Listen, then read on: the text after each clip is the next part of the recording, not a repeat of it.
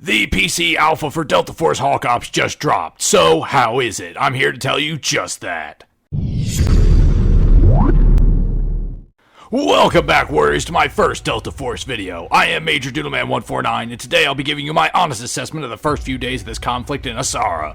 I'll only cover the broader battles we partake in, what the brass is calling Havoc Warfare. Let's get into this, soldier. The Operators. The first thing to note before we get into this conflict is that I've been outfitted with gear that does not properly suit me. I am used to a roller rig, so this MNK brand doesn't exactly fit my build well at all. As such, I apologize if I look like a day one private out there in the field.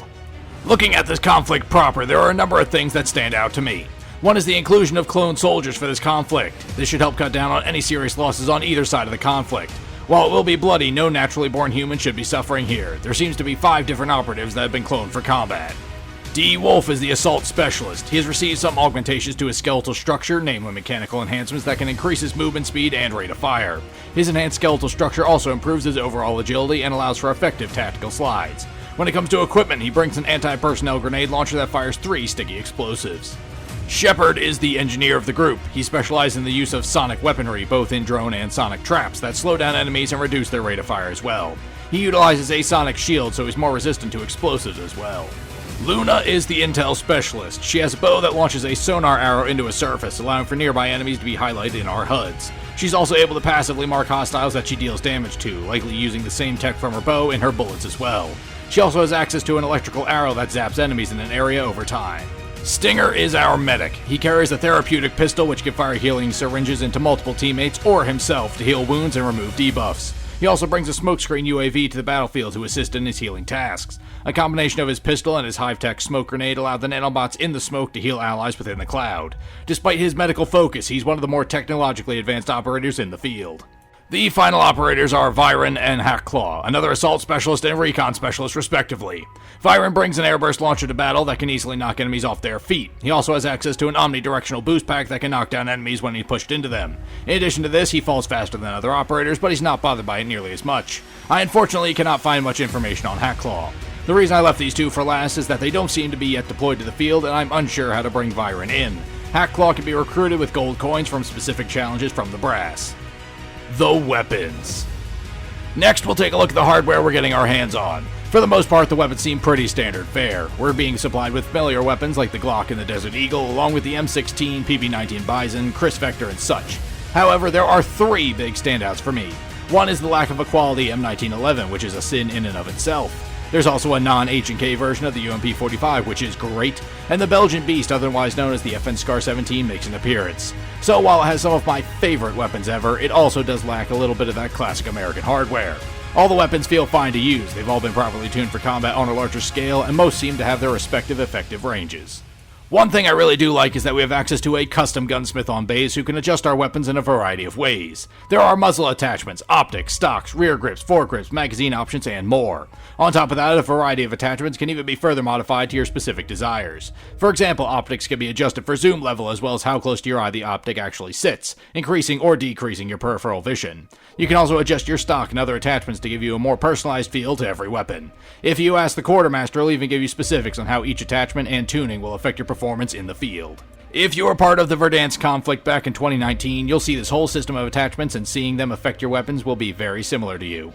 However, the quartermaster was less knowledgeable back then, so we weren't given the specifics on how each attachment would affect your weapon. This is a nice step up for the logistical end of things when it comes to this conflict. The weapons themselves feel very impactful. Bullets have actual weight to them and travel through space, and everything seems to be fairly well calibrated, so accuracy and landing those shots isn't too hard for most people on the M&K brand. The vehicles. A big part of what makes these larger battles feel powerful and grand is the inclusion of vehicle warfare. IFVs, tanks, and more grace the battlefield to bring their own levels of destruction to the madness of infantry combat. The vehicles, however, feel clunky and lighter than they should at the same time, very similar to the ground wars of 2019 and the battlefields of 2042.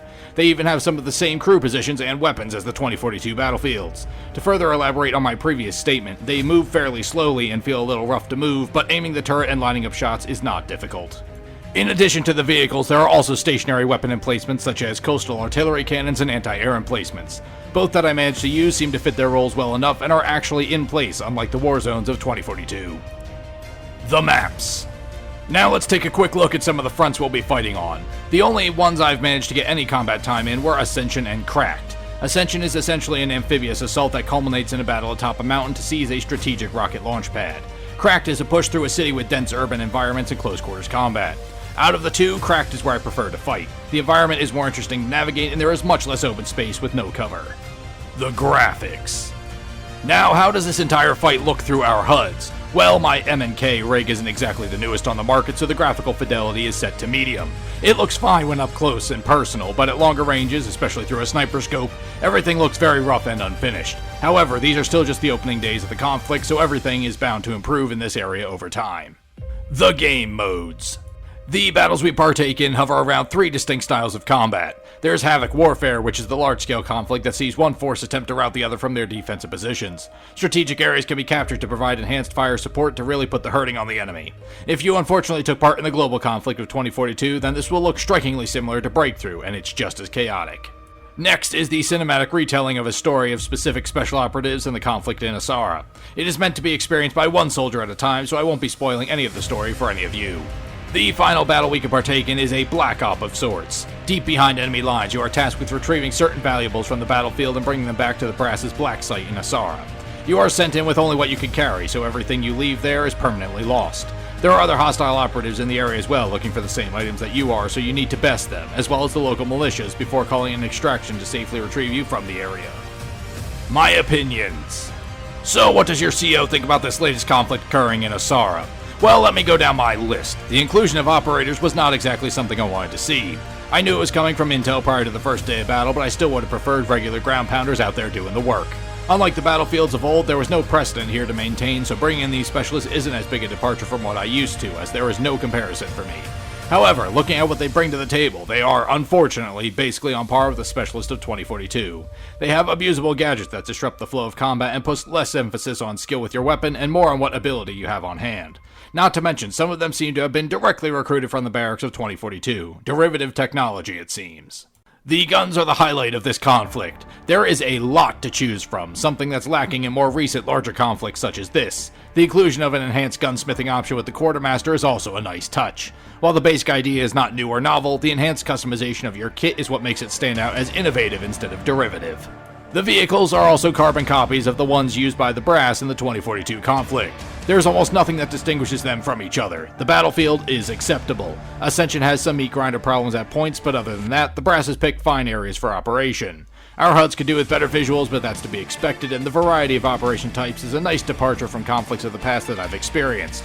However, the Black Ops mission reminds me of something that Crack Division came up with not so long ago. Time will tell how long this operation holds up, but for a first showing, it could certainly be worse. And there you have it, ladies and gentlemen, my first impressions on what we've been dealt with in this current conflict in Asara. Things are dangerously close to being on par with the 2042 conflicts in terms of aesthetics, but in terms of raw functionality and fun, for an alpha battle, this surpasses even the official first days of the 2042 conflict, and that is astounding. There are a remarkably low amount of traversal or visual issues in the early days, and the gunplay is solid and well crafted. I must, however, echo some sentiments that I had about X-Defiant here. X-Defiant is derivative garbage. Nothing about it is exciting or new. In contrast, Delta Force has some derivative elements, but actually innovates in some areas as well. Also, it's fun. So while X-Defiant fails, Delta Force succeeds. And so that is all, Warriors. I look forward to bringing you more briefings in the future regarding the ongoing conflict in Asara. I will be taking a look at both this and the 2042 conflict on doing a direct comparison to see which is better to enlist in, but that is a briefing for another time. Until then, Warriors, I've been Major Doodleman 149, and you are dismissed!